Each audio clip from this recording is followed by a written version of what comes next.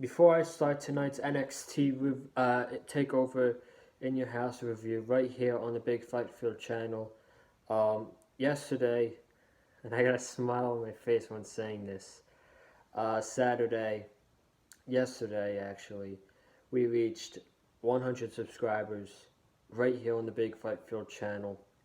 And to everybody who has been with me since day one, to everybody who has followed me on Twitter, to everybody who has subscribed right here on the Big Fight Field channel, thank you. Thank you for the 100 subs. We're finally at triple digits here on the Big Fight Field channel, just in time for NXT TakeOver in your house tonight. I want to say thank you to everybody who subscribed to the channel, who watches my videos, who comments, who likes, who shares the videos, who shares my channel. I want to thank all of you who do all of this for myself and Eddie Mullins, who is not here tonight with me because I'm not trying to see him 6 days before our big backyard brawl match. I am social distancing myself from him until I get my dirty hands on him next Saturday, or this Saturday coming up in the backyard brawl match. But between me and him, to you guys, we just want to say thank you for supporting us here on the Big Fight Field channel. Now let's get to talking about NXT TakeOver in your house. And I thought the show was great tonight. I thought the show was great. It wasn't like a normal TakeOver show. The superstars were kind of lackluster. The training superstars who were portrayed as the crowd, they were really lackluster, I thought. They came alive for the main event and the Johnny Gargano-Keith Lee match, I thought. The rest, they weren't really that good for the crowd, but that's me. Besides that, and I thought the opening match, I thought this was a great show. I really did. A lot of people did not really like the backlot brawl, but for me, I loved it. Why did I love it? I'll talk about it here when we get to the NXT Championship match, but I'm not even going to tell you the videos to go check it to. I just want to get started here for your in your house review because I'm super exhausted, man. I had a busy weekend. I had a great weekend as well, but I want to get started here for the review. So the show started off with the 6-woman tag with Shotzi Blackheart, Tegan Nox, and Mia Yim versus Candice LeRae, Dakota Kai, and Raquel Gonzalez. Before I even start talking about the match, I just want to say that I thought the set, the old school TakeOver set, it looked outstanding. It really looked outstanding tonight. And Papa H, Triple H knows what to do, man. Triple H just gets it. He really does. So I'm glad they went through this and they did the old set, and it looked great. So that's that. Let's talk about the match, because this match was okay. It wasn't great or anything. There were a couple sloppy spots in the match that I don't remember, but there were some sloppy spots I do remember. But Tegan Nox hit a nice 450, and they did a lot of high flying spots with just everybody standing around. And I mean, that looked a little bit sloppy, but and then Mia Yim and Candice LeRae were fighting into the garage of the set, and it was basically just a tag team match with Tegan and Shotzi versus Dakota and Raquel Gonzalez, and Tegan got the win for her team when she pinned Dakota Kai with the Shining Wizard. In all honesty, man, this match should not have even been on TakeOver tonight. This was not an NXT TakeOver worthy match. This would have been fine on NXT this coming up Wednesday, and I would not have been mad with that whatsoever. There are so many other matches that are deserving takeover worthy than this match. You could have had the match that I would have started the show with, Matt Riddle and Tim Thatcher in that fight pit. I would have had that on Takeover, and I would have had that start the show if I was booking this. Or you could have had Drake Maverick and the Cruiserweight Championship Finals happen on Takeover. Or you could have had Breezango challenge Imperium for the NXT Tag Team Championships tonight as well. But they opted to go with this. It was probably the wrong decision.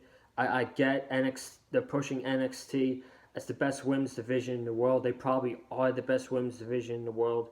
But, I mean, this does not deserve to be on TakeOver whatsoever. So that's my thoughts on that. Finn Balor versus Damian Priest was next. I loved this. I thought this match was great. And I honestly thought this was Damian Priest's best match in NXT since he's been in NXT. Damian Priest has been in NXT for about, I would say, almost a year. And even though he took the loss again, which he feels like the new Cassius Ohno of NXT. I hate saying that, but he really does.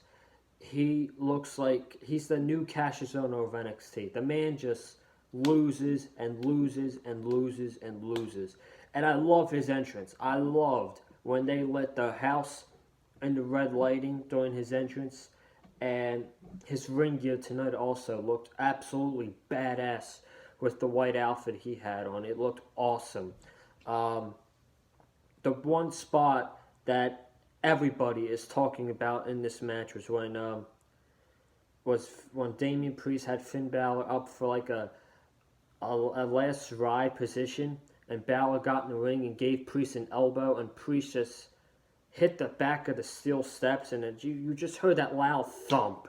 That was like, oh my God, man. That made me cringe.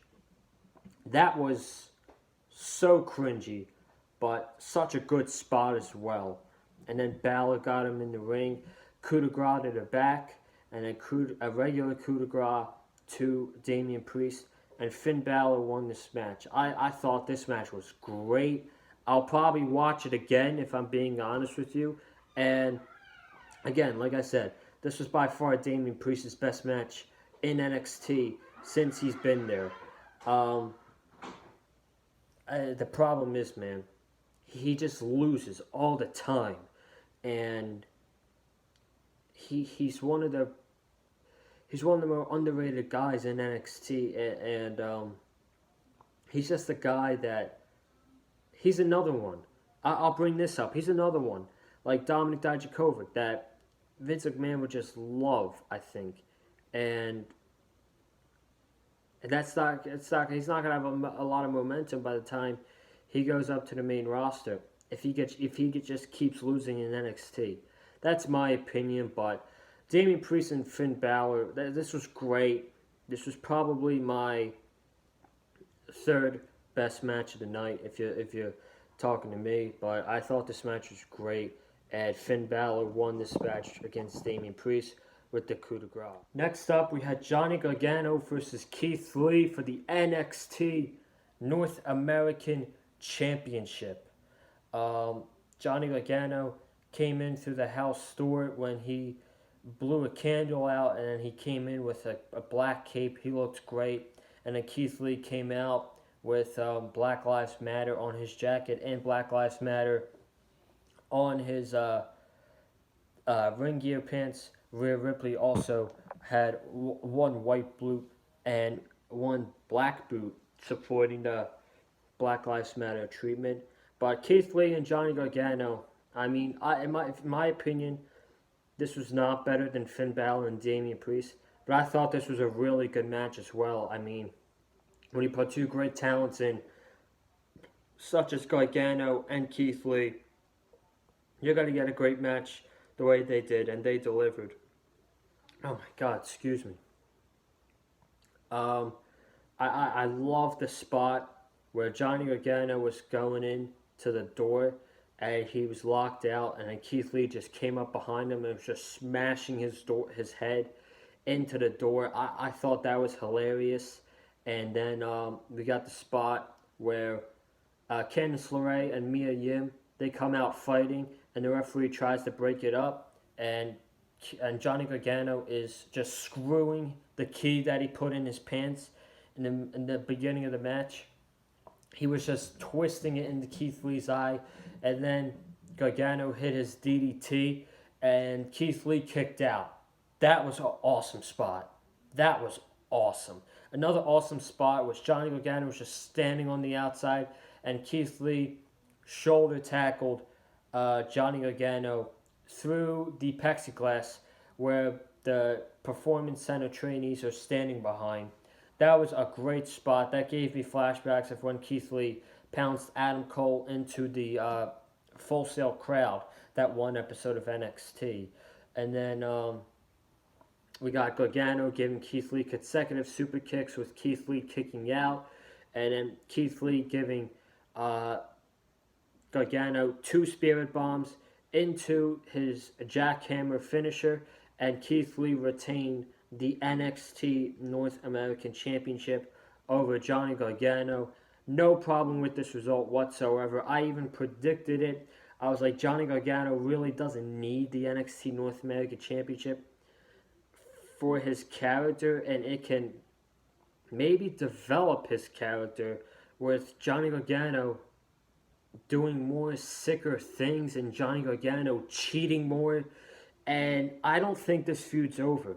I think this will lead to another Johnny Gargano Keith Lee match on an episode of NXT. And when that does eventually happen, that's when I think Johnny Gargano will become the new NXT North America champion. But I don't think he was going to win tonight. I think he should have lost. And I think it was the right result. I really do. Keith Lee effing rules, man. Let me tell you. This was a great, once again, a great Keith Lee match. It seems like every match, every big match he's involved in, something humongous happens. Like he got the shoulder pounce with Adam Cole.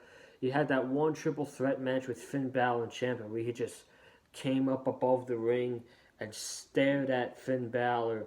That North American Championship match with Roderick Strong. And then that barn burner of a match with Dominic Dijakovic at Takeover Portland. That was unbelievable.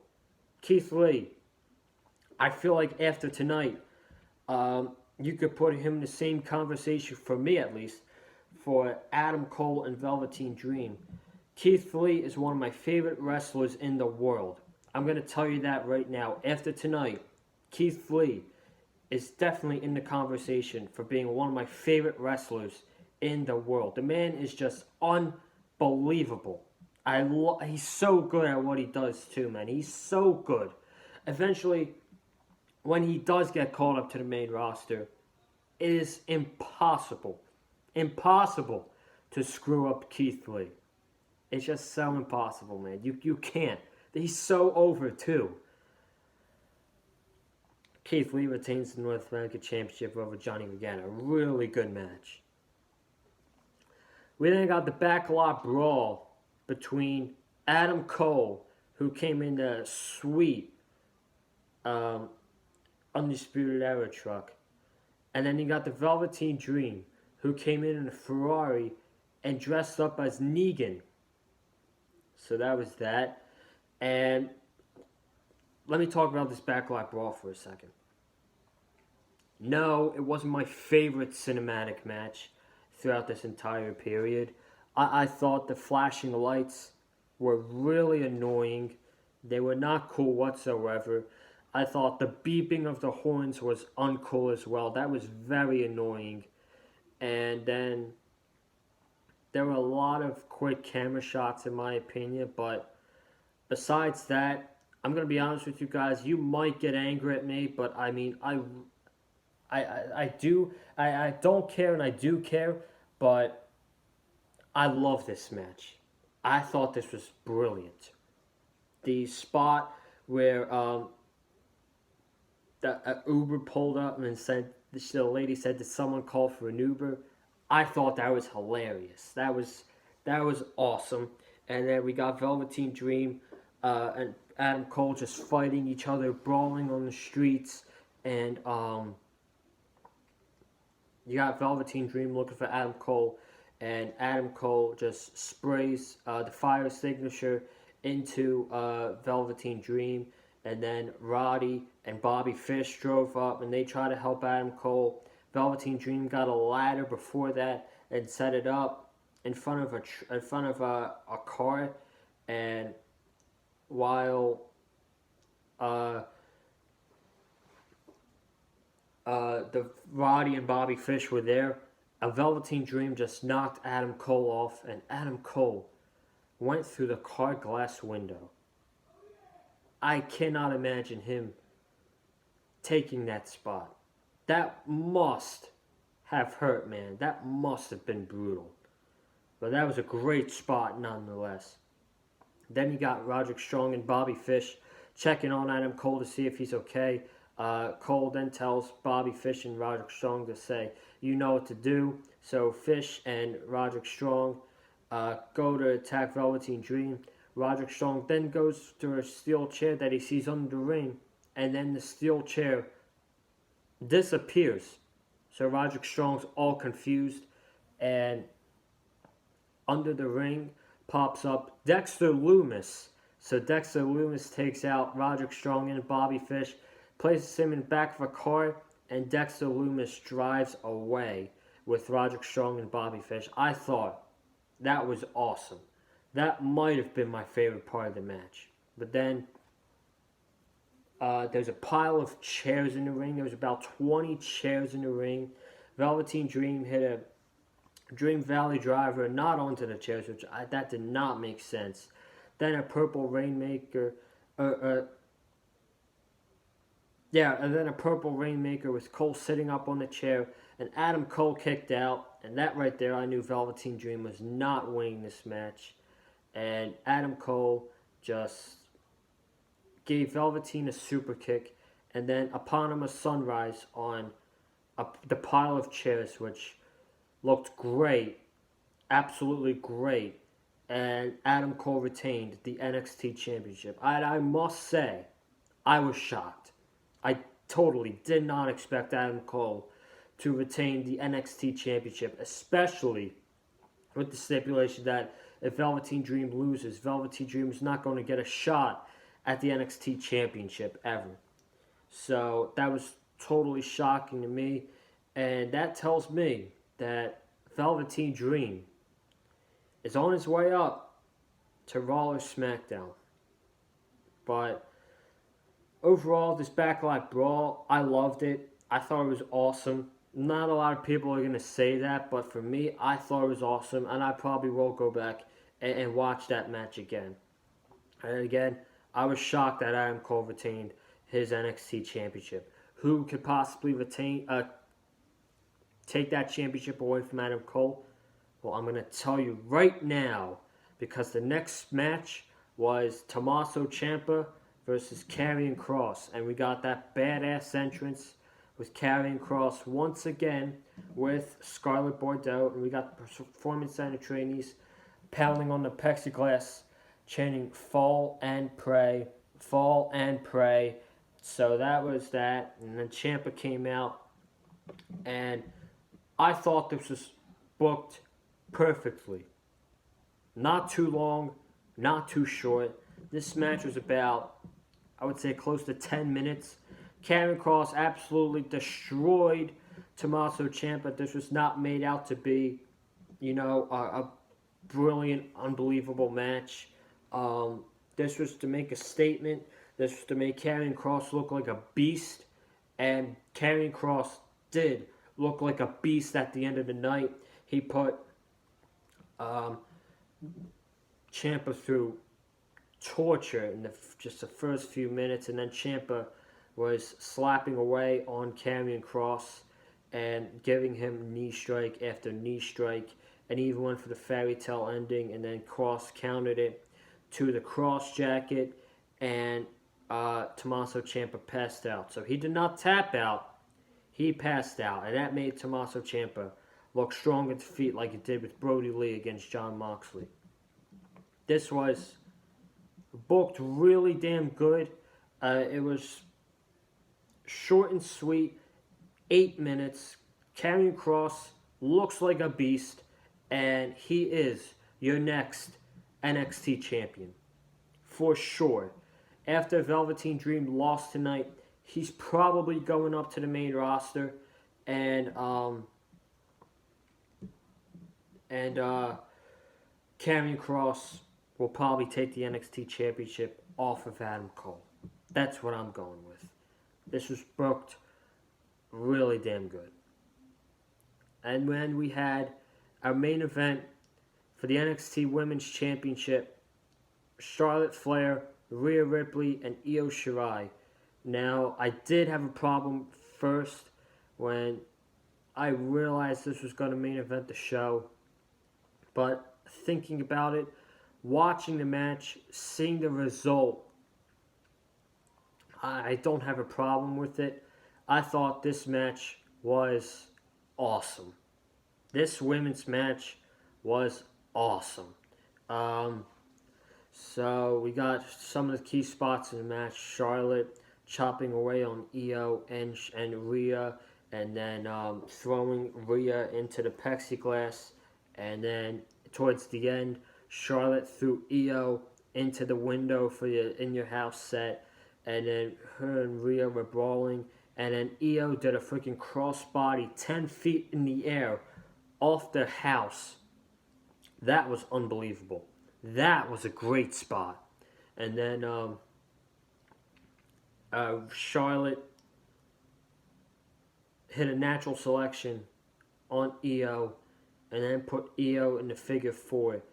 And I was so nervous that Charlotte was going to win right there that I would have thrown my hat at the television. But thank God Rhea Ripley broke it up. And then the closing match was Charlotte had the figure eight in on Rhea, and Io Shirai hit a moonsault on Rhea Ripley. And I'll tell you what, after seeing this moonsault, I really hope Rhea Ripley's okay, because number one, Rhea was pushed over to the left of the turnbuckle, and Io gave a moonsault to Rhea Ripley, and it looked like at the same time she kneed Rhea Ripley right across the face, and it looked horrible. It looked absolutely horrible, and I really hope Rhea Ripley is okay after that. But that's how Io Shirai won this match. Io Shirai is the I'm losing my voice. Io Shirai is the brand new NXT Women's Champion. Now, I know I had originally picked Rhea Ripley to win this match, but thinking about it earlier today, before the show, the most logical option was for Io Shirai to win this match, and I'm glad Io Shirai won this match. Once again, folks, Papa H knows what he's doing. He knows what he's doing. Charlotte should have definitely not won that match. She did nothing for the NXT Women's Championship. She did nothing for the NXT Women's Division and the Championship. She was doing no good. She was doing no good in the ratings. And we needed to get that title off of her as soon as possible.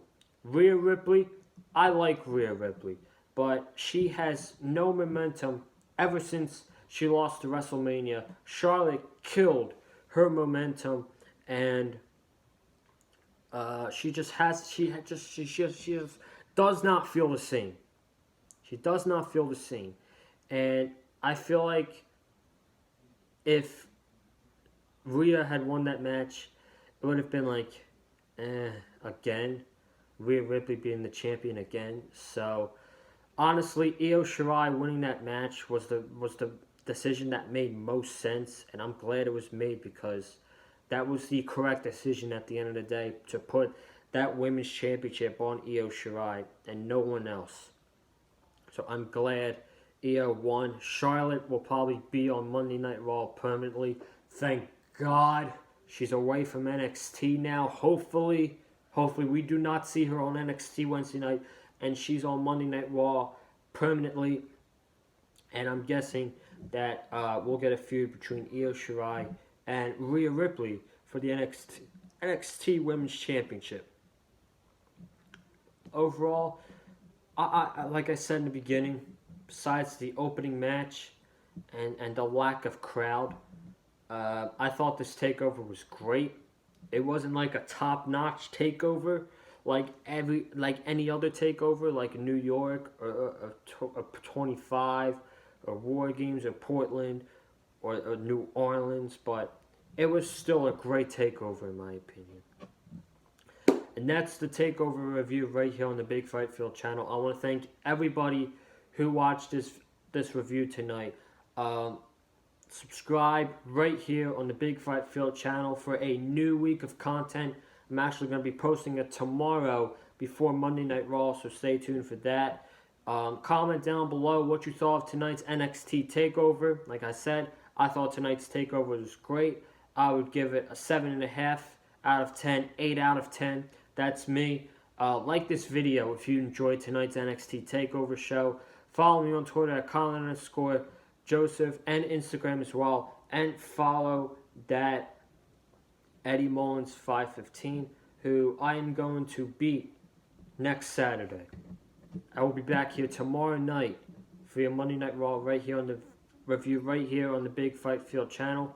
And once again, thank you to everybody who has supported me and Eddie right here on the Big Fight Field channel as we are at 104 subscribers, and the grind will never stop as we are now on the road to 200 subscribers right here on the Big Fight Field channel. Have a good night, guys. Stay safe.